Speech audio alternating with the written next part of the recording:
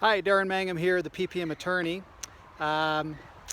Standing here underneath Old Glory on this beautiful spring day. Well, it feels like winter. It's basically snowed last night, so a beautiful April day here in Utah. But I wanted to chat really quickly while I'm standing here underneath this beautiful flag about a question that I get a lot from potential clients. And that is, why can't I use Rule 504? Rule 504, I look at it and it looks like, hey, looks like a pretty easy exemption. It doesn't require registration. I can raise up to $5 million every 12 months. And why can't I use Rule 504? Well, the reason why you can use Rule 504 when it comes to the federal securities laws.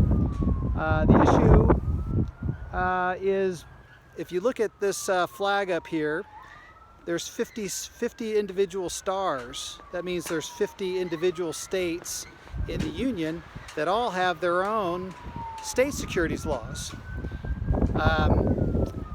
And so, as in sometimes our federal system, what may be legal from one government may not be legal in other governments. Like, take marijuana, for example. Legal in California, legal in several states now, illegal at the federal level. When it comes to certain securities exemptions, like Rule 504, for example, legal at the federal level, not legal at the state level. The states, in other words, Congress has not preempted the states in certain exemptions from registration, and Rule 504 is one of those. Now, it would be great if they did, but they just haven't. Now, if you look at Rule 506, 506B, 506C, those are what we call federally covered securities, which means Congress preempted the states from regulating those exemptions, meaning if you satisfy the federal rule, then the states really can't tinker with it. That is the case with many different exemptions, like, say, Regulation A, Tier 2. I get that question all the time too. Hey, why can't we, why isn't anybody using Regulation A, Tier 1, which allows you to raise, up to $20 million within a 12-month period? Well, the problem is, because it's not federally covered, not only do you have to get it registered with the SEC, but you also have to get it registered with all 50 states, or whatever state you're going to be having investors in.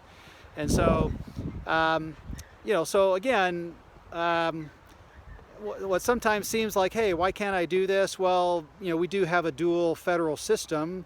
Beautiful country, love America, but it is a federal system.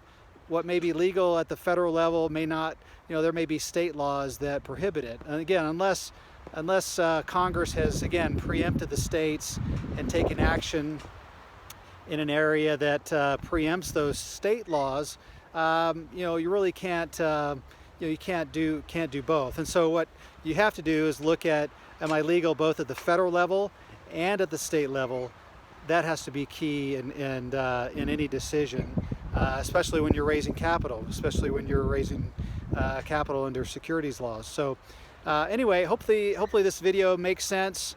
Again, you just want to make sure that when you are raising capital, it is, ideally, you're going to pick, again, most clients are picking 506B, 506C, which means, hey, as long as I'm meeting the federal rule, it's federally covered, and I'm good to go. But other exemptions, you just have to take a look, make sure that's okay. Anyway, feel free to give me a call if you have any questions about this. Meanwhile, I'm going to go inside and warm up. It's freezing out here. Thanks a lot for watching. Bye-bye.